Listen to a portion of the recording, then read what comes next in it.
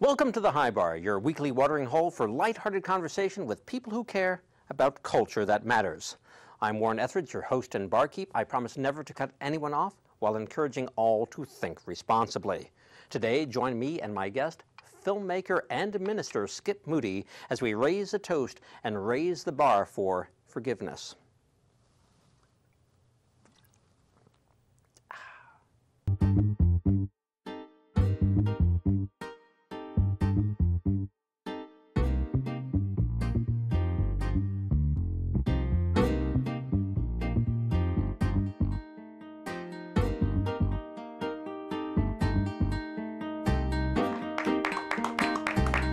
I think of forgiveness much the way I do home improvement. It's one of those things I know would really help me out, but I never seem to get around to it.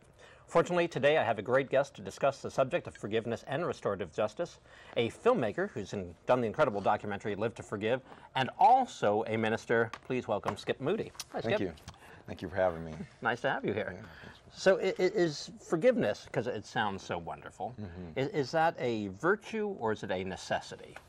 Well, I guess depends on who you are. If you're coming from the Christian standpoint, it's a necessity. And everyone is called in that faith to forgive, and that you can't work your way around it. And so it's definitely a necessity, but it's a necessity that ends up freeing you. You know, so it's a necessity and a blessing at the same time. You know. But it sounds so good, sounds so easy, but a lot of the people in our country who preach forgiveness are also the folks who still won't give up on France not thanking us for saving them in World War II. I mean, we don't do forgiveness well, do we? No. No. So. But you know, it's something that everyone deals with, right? It's just, it's like knowing that you have to, but how do you do it? You know, and sometimes you just don't want to. You want to hold on to that thing, and I think it's really only when you see some of the damage that's causing around others and yourself that, you know, you really begin to let that thing go. You know. Well, forgiveness does sound fantastic, but is there no room for like bitterness and anger and pettiness? Because I'm really good at those things. There is room for that, you know, especially on the anger side of things. I think there's a scripture out of the Bible that says, be angry but don't sin, right? Or don't let the sun go down on your wrath. And so there's times that there's things that something's going to, you know, make you angry or give cause to have bitterness. But I think the important thing is for that not to allow it to take a root, you know, in your life, because it ends up just being damaging to you. I think Dean or some other person had said that, you know, holding on to unforgiveness is like drinking poison and hoping the other person dies. You know, so I thought that was a pretty good example of what it does to you, you know, when you hold on to it. I mean, that is good, and there are several powerful examples that Dean gives in the movie about forgiveness and what holding on to that anger is like, and he actually has the guy jump on his back for a while and then walk around with that burden of guilt. But how long can you walk around with that? Because if somebody sins against you, for instance, how long can I hold on to the anger before I have to forgive? As is there a timeline on this thing? You know, as an ethical standpoint, or you know, a biblical standpoint, whatever you have for me. You know, I think that I don't think it's healthy to hold on to it. You know, as soon as you could get rid of that thing, it's kind of like if in your daily lives and someone cuts you off on the road, you know, there's times where you might have gone into the office and still been pretty upset about, you know, some yahoo, you know, almost swerving you to the other lane. And other times you're able to just like, oh wow, that was, you know, a close encounter, and you just sort of forgot it. It seems to me almost just a little bit more healthier and freeing, just as soon as you can release that thing, just to go ahead and release it. But as you know, people can hold on to unforgiveness, I mean, forever. In New York, it's sort of a pastime, holding on to a grudge. Part of the culture. That's right. Yeah. But there is also something freeing if somebody cuts you off in traffic in just flipping them off, isn't there? Do you have to forgive them too? Sometimes just like the little burst of anger is enough to like get me through the day. Yeah, I mean, I think that's how we deal with things most of the time, right? I mean, we flip someone off, cuss them out, you know. Do something to make them feel guilty. I mean, that's kind of normally how we deal with something. The first step probably isn't in our mind, all right, let me just forgive that person. Let me just let it go. That's normally not, you know, our first step. And I don't think in the movie Live to Forgive, that wasn't Dean's first step. Right. You know, it was years and years of dealing with that issue till it was finally something that came to his attention, as he says, through God, that he had to let go. Well, let's talk about Dean a little bit, because for people who don't know the movie Live to Forgive, Yeah. I mean, it's not like forgiving somebody who cut you off in traffic. I mean, it's a brutal story. Yeah. When he was 12, his mother was beaten to death by his stepfather with a baseball bat. Yes. That's fairly intense. Yes. But you know Dean. How did you come to know Dean in the story? Sure. So Dean in the film, his best friend Brandon, that's my cousin. Right. And so I've known Dean since I was 9 years old or something. And I really didn't know about his story, interesting enough, until I was, maybe a year before we actually filmed the documentary. But I heard 2 days before he was going to go to Tennessee. What happened was they said in the film, his stepfather was going to try to commit suicide. And his stepfather's girlfriend called Dean because she just heard about him, that they had been talking on the phone. And so Dean had called Bob 2 years before so in 2006, and told him that he'd forgave him.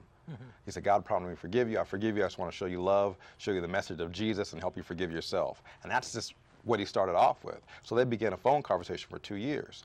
So after those 2 years, his stepfather Bob felt guilty, I guess, and wanted to try to commit suicide. And Shelby, his stepfather's girlfriend, calls Dean, tells him about it. Dean makes preparations to fly out to Tennessee. And he was going to bring just a little camera by himself and just, film him and just kind of document, the occasion. But I think our wives spoke, and they said, why don't you, ask Skip? And so I went with them. We were able to bring, we're blessed with a full HD package, and that's what prompted the filming of the documentary. So I knew him for basically all my life, but it wasn't until that incident that I became involved with making the film. No. I love this concept of being blessed with an HD package, but we'll get back to that next time. You could be blessed with a red package, who knows? But so you go out there. I mean, when you heard about this story, though, I mean, you're both a filmmaker, and so clearly as a filmmaker, I think you have to be excited about it. But given even your religious and spiritual beliefs, were you still somewhat stunned by what was going on here? I was stunned in the sense that I didn't know what was going to happen. I thought it was amazing for, even being a Christian myself, that he was able to, forgive that person, forgive Bob. But it wasn't until I began to see with my own eyes that it took on a new life. And I hopefully tried to capture some of that in the film, to be able to watch not only forgiveness, but love in action. That no one would know that those two men had that type of relationship. That as they're sitting eating tacos, discussing life, that this man, Bob, had murdered his mom. You wouldn't have been able to tell that from the outside. And so many times I stepped away from the camera looking at that and saying, this is unbelievable. And I just wanted to keep the camera rolling because we were only going to be in Tennessee for, a weekend. And so I just tried to get as much as we can get, and then, fill in the rest of the story later. So it was stunning, and I guess it was really just kind of keeping on your toes, because I didn't know, and the thing is, Dean didn't know. Right. And surely Bob didn't know, what was going to happen. And so we were all kind of going there with, expectations of the unknown. Well, it does truly seem miraculous in the movie, because I could not wrap my head around it. I mean, because it's a two-part process, because as you mentioned, before he goes to Tennessee, the first part is that Dean actually has to just forgive himself, right? Yeah.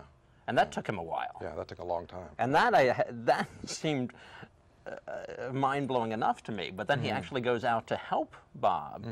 That's incredible. How does somebody do that? How do you find, like, if you really have somebody in your life that you need to forgive, how do you find the strength to do that? Well, as Dean says in the film, that he says that it wasn't by his own strength. He says that it truly was him just offering this thing he was holding on to God. And he says, basically, God, you call us as being Christians to forgive. Well, I can't do that by myself. I can't do that. I can't do this. So you take it away. You take this bitterness. You take this pain. You take this away. And if you do that, then I'll be able to forgive. So he says daily, I think maybe for a few years, he just continued to pray, Lord, I just give it to you. Take it away. He just did that process daily and daily and daily. And he says that, hey, man, at the end of it, I started to realize that God was changing my heart. He was just changing the way I felt towards Bob. And what happens is that not only does Dean forgive Bob, he loves him. And that's a different step. You know, most of the time, if we're able to forgive someone, we may not love them. It's like, all right, I won't hold it against you, but, you know, just leave me alone.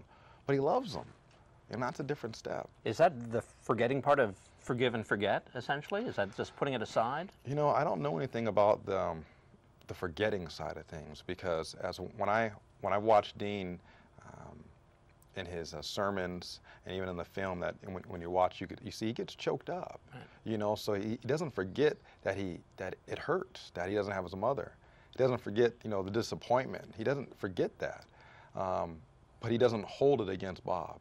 You know, he would be very real with you and say, yeah, that hurts. I miss my mom, but I'm gonna love you. And there was just a really, I would say, a supernatural change which allowed Dean to see that, all right, this man is not his sin.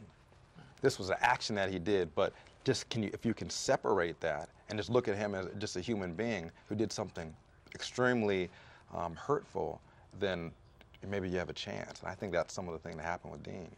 I mean, if it weren't a documentary, I'd have a hard time believing it, frankly, because it just, forgiving some things seem reasonable, but it just seems like so much information. Can you imagine something that is unforgivable, or is everything forgivable? You know, I was thinking about that before I came down here, and I don't see anywhere, at least according biblically, that says, yeah, you don't have to forgive for that. Right. There isn't that level. In fact, there's no asterisk in the Bible. Yeah, no, not at all. In fact, the Bible says, like, where sin abounds, grace abounds much more, or love covers a multitude of sins. And so I think Gianna, his sister, in the film, she says that exactly what you said at one point. She says that, you know, I think there's forgiveness there when someone does something stupid. All right, I forgive you. She says, but for everything that we've lost, I don't think there's forgiveness there. And so for her individual state of being, that was her level, that you know, that atrocity that happened to her and her family crossed that level. But, you know, ultimately now, you know, she's had to change her heart. Right, You know? She has one at the end too. Yeah. And she was sort of my keystone for the film, because I was like, I'm with you. I'm like, I'm not going there. Yeah. And even she comes around. Yeah. She came around, and now she goes to Dean's church. Actually, another one of my cousins, Pastor Heath's church, the Vine in Seattle, and her life is beginning to, you know, evolve into something freer than it was before.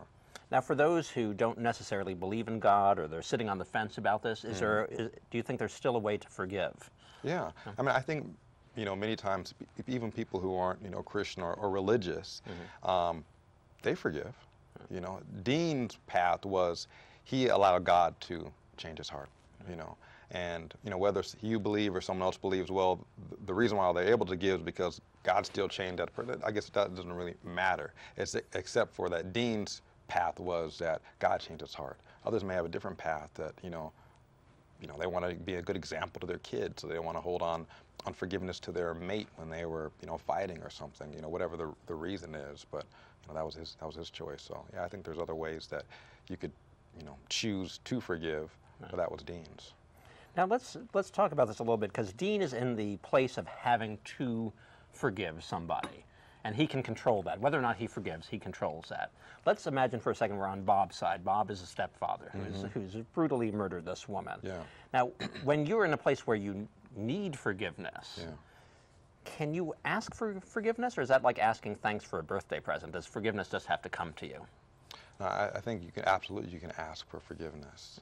I think anyone who's older than 7 years old, you know, have done things in our lives where we've had to, you know, ask forgiveness for something. I mean, even on, you know, on the smallest things, like, hey, you know, I forgot to give you a call, you know, forgive me. You know, we're supposed to, I missed our appointment or something. And so that happens. I think, as you said, there are certain levels when you get to, it's like, all right, maybe that's not so cool. Right. You know, that's not as acceptable for you to come and ask for forgiveness. You shouldn't want anything from me. You know, you murdered his mother, you murdered, you know, my family member. You know, you're not getting anything from me. Don't come asking me about anything.